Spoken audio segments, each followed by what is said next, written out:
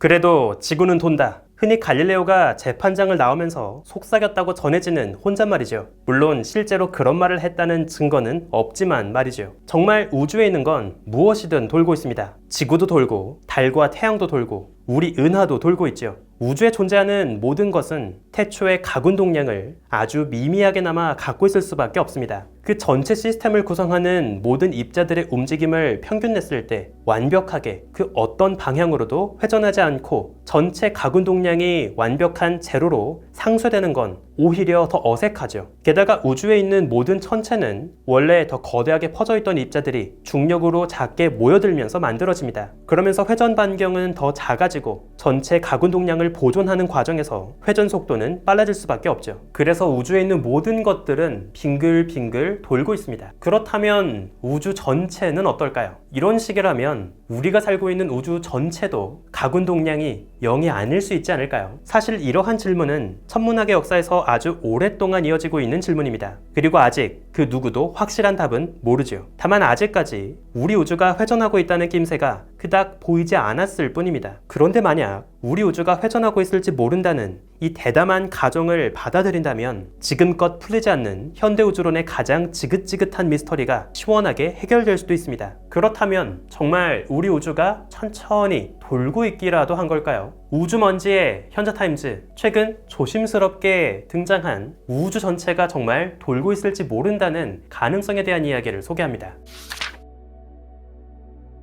사실 우주가 통째로 돌고 있을 거란 생각은 1949년 한 비범한 수학자에 의해서 제시되었습니다. 철학적인 수학자로도 잘 알려진 쿠르트 괴델은 아인슈타인의 중력 방정식을 활용해서 굉장히 색다른 해를 발견했습니다. 그는 우주가 투명한 유체와 같은 매질로 가득 차 있다고 가정했는데요. 참고로 괴델은 이 매질을 더스트, 먼지라고 불렀죠. 그리고 매질로 가득 찬 우주가 통째로 회전하는 우주 모델을 만들었습니다. 아인슈타인의 상대성 이론에 따르면 질량을 가진 존재는 주변 시공간을 왜곡합니다. 그런데 여기에 질량 덩어리가 회전하는 효과를 더하게 되면 조금 더 극적인 효과를 그릴 수 있죠. 이불 위에 볼링공을 올려두고 그 공을 회전시킨다고 생각해 봅시다. 그러면 볼링공의 회전과 함께 이불도 따라서 꼬여 들어갑니다. 실제로 우주 시공간에서 회전하는 모든 물체는 주변 시공간을 더 꼬집듯이 끌고 갑니다. 이것을 프레임 드래깅이라고 하는데요. 참고로 이러한 효과는 별 2개가 맞붙어 있는 쌍성과 펄사에서도 또 목성 근처를 스윙바이하는 탐사 로봇들의 궤적에서도 확인되고 있는 효과죠. 괴델의 상상처럼 우주가 정말 통째로 회전하고 있다면 당연히 이런 프레임 드래깅의 효과는 우주 전역에서 벌어지고 있을 겁니다. 시공간 자체가 회전에 의해 더 끌려가다 보니 결국 우리가 봤을 때 더 먼 우주와 가까운 우주의 시공간이 왜곡되는 정도의 차이가 생기죠. 이러한 효과까지 고려해줘야만 먼 우주에서 가까운 우주에 이르는 우주의 팽창률, 허블 상수를 더 공정하게 파악할 수 있습니다. 그리고 최근 괴델의 과감한 상상 속의 우주를 실제로 테스트하는 놀라운 논문이 발표되었습니다. 그리고 재밌게도 우주가 회전할지 모른다는 가능성을 받아들인다면 현대우주론의 가장 대표적인 난제, 허블 텐션을 설명할 수 있다고 주장하죠. 허블 텐션은 우주의 팽창률을 보여주는 허블 상수의 값이 관측 방식에 따라 다르게 나오는 문제를 이야기합니다. 우주 속의 은하들이 얼마나 빠르게 멀어지고 있는지 거리에 따른 은하들의 후퇴 속도를 비교하는 관측에 따르면 허블 상수는 대략 73km/s/메가파섹 정도로 나옵니다.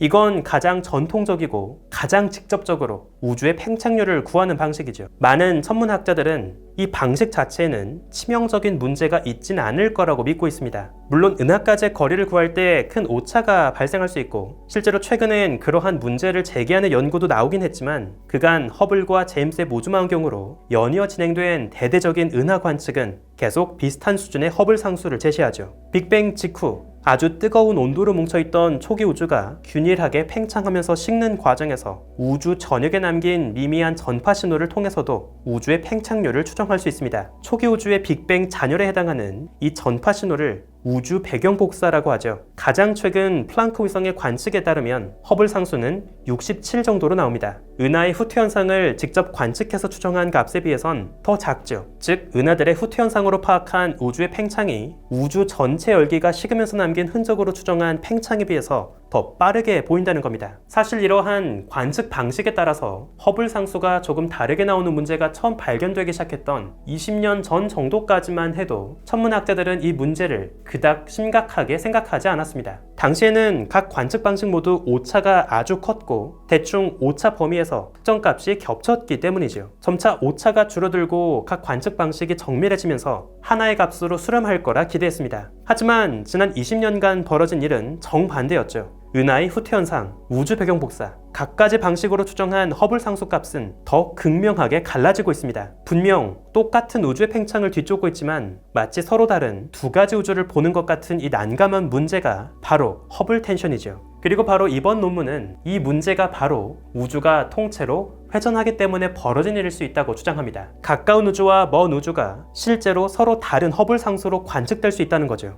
논문의 핵심 결과를 담고 있는 그래프를 보면 굉장히 흥미롭습니다. 그래프의 X축은 빅뱅 이후 흘러온 우주의 시간을 보여줍니다. Y축은 우주가 진화하면서 허블 상수가 어떻게 변해왔는지를 보여주죠. 그래프에서 가장 아래쪽에 그려진 두 가지의 검은색 점선은 각각 초신성에 기반한 은하 관측, 그리고 우주 배경 복사로 추정한 오늘날의 허블 상수 측정치 두 가지를 보여줍니다. 아주 살짝 차이가 나는 것을 볼 수 있죠. 바로 이 차이가 앞서 소개했던 허블 텐션입니다. 그런데 사실 우주는 지금까지 팽창해오면서 허블 상수도 꾸준히 변해왔습니다. 그래프에서 파란색 선은 오늘날 천문학자들이 가장 신뢰하고 있는 우주의 표준 모델 람다 시대 모델을 기반으로 구한 허블 상수의 변화 과정을 보여줍니다. 암흑 물질과 암흑 에너지를 반영한 가장 표준이 되는 모델이죠. 그리고 그래프에서 녹색과 보라색은 이번 논문에서 조금씩 다른 회전 속도를 가정했을 때 우주가 회전할 것이라는 모델에서 허블 상수가 어떻게 변해왔을지를 보여줍니다. 특히 그래프의 왼쪽과 오른쪽에 표현된 인셋 이미지가 굉장히 중요한데요. 각각 우주 배경 복사가 처음 퍼지기 시작했던 극초반 시점의 우주, 그리고 오늘날의 시점의 우주에서 각 모델에 따른 허블 상수가 실제 관측 결과와 얼마나 잘 들어맞는지를 보여줍니다. 우주 배경 복사가 퍼지기 시작했던 순간 극초기의 우주에선 기존의 람다 시대 모델이나 회전하는 우주 모델이나 모두 비슷한 허블 상수 값을 보여줍니다. 하지만 현재로 오면서 그 차이가 크게 벌어지죠. 람다 시대 모델로 구한 결과인 파란색 선과 회전 우주 모델을 적용한 녹색 보라색 선이 뚜렷하게 갈라집니다. 람다 시대 모델의 결과는 살짝 낮은 67을 지나갑니다. 이건 딱 우주 배경 복사 관측으로 추정하고 있는 허블 상수와 일치하죠. 하지만 회전 우주 모델을 적용한 결과는 그보다 살짝 높은 73 정도 구간을 지나갑니다. 이건 딱 은하들의 후퇴 현상으로 직접 관측해서 추정하고 있는 허블 상수와 일치하죠. 이번 논문에서 천문학자들은 은하를 직접 관측해서 추정한 우주의 팽창률은 비교적 가까운 우주의 모습을 보여주지만 우주 배경 복사로 바라본 우주는 훨씬 먼 거리에 이르는 더 거대한 우주의 모습을 보여준다고 추정합니다. 그리고 괴델의 모델처럼 우주가 통째로 회전하고 있다면 거리에 따라서 우리가 보게 되는 우주의 모습은 정말로 다를 수 있다고 이야기하죠. 즉 허블 텐션은 정말 어떤 방식으로 우주를 보는지에 따라서 우리가 보고 있는 우주가 실제로 달랐기 때문에 벌어진 문제였다는 겁니다. 그렇다면 지금 관측되고 있는 이 허블 텐션을 설명하기 위해서는, 즉 은하들의 후퇴 현상으로 바라본 우주의 팽창률이 73 정도로 관측되기 위해서는 우리 우주가 통째로 대략 얼마나 빠르게 돌고 있어야 할까요? 굉장히 느립니다. 우주가 대략 5천억 년에 한 바퀴 정도 도는 수준의 아주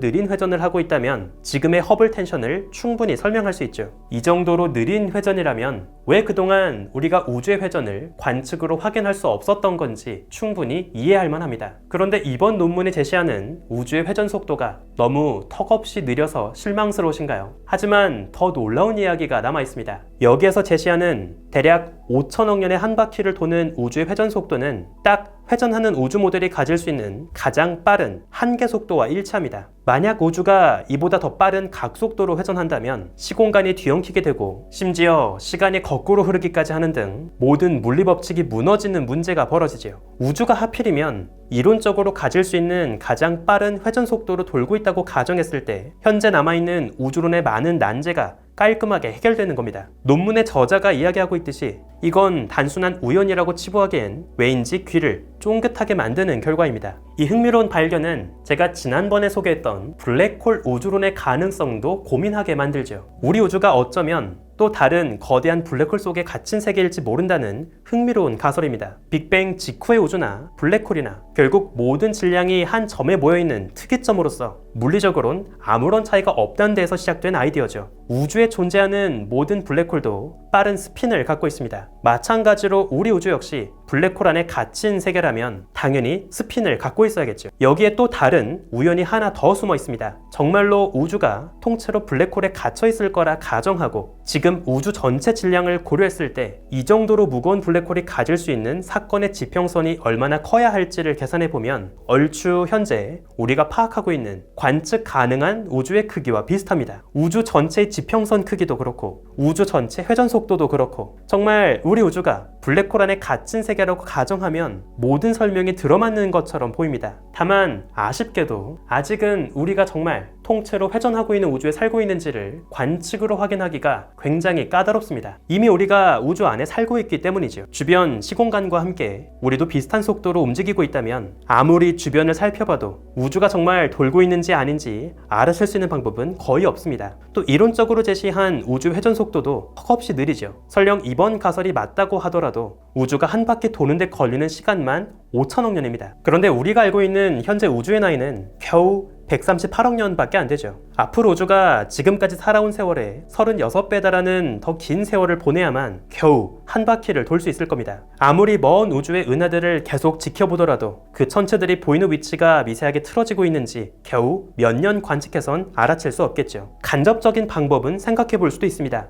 만약 우주 전체의 가군 동량이 0이 아니라면 우주에서 빚어진 모든 은하들을 평균 냈을 때 결국 특정한 한쪽 방향으로 미미하게나마 회전하는 성분을 공유하고 있을 수 있습니다. 우주 전체 은하들의 회전 방향이 랜덤하게 분포하는지 아니면 정말 특정한 방향성을 갖고 있는지를 통계적으로 테스트해 볼 수 있겠죠. 바로 최근에 소개했던 연구가 이 가능성에 주목했던 연구였습니다. 솔직히 말씀드리자면 최근까지 많은 천문학자들은 이런 극단적인 주장에 대해서 꽤나 회의적이었습니다. 전통적으로 우주는 별다른 방향성을 갖고 있지 않았고 그저 모든 것이 고르게 분포하는 랜덤한 세상처럼 보였기 때문이죠. 이러한 관점을 천문학에선 코페르니쿠스 원리라고 부릅니다. 우주의 그 어떤 곳도 특별할 게 없다는 관점이죠. 하지만 최근 들어 이런 관점도 조금씩 의심을 받고 있습니다. 계속해서 관측 가능한 우주 전체 크기와 비교하더라도 무시하기 어려울 정도로 거대한 규모의 은하가 더 높거나 낮은 밀도로 분포하는 뚜렷한 초거대 구조가 발견되고 있죠. 심지어 우주 배경 복사를 면밀하게 분석해보면 도무지 이해할 수 없는 수상한 방향성도 나타납니다. 마치 우주의 절반은 우리를 향해 다가오고 나머지 절반은 우리를 향해 멀어지는 것 같은 모습이 관측되죠.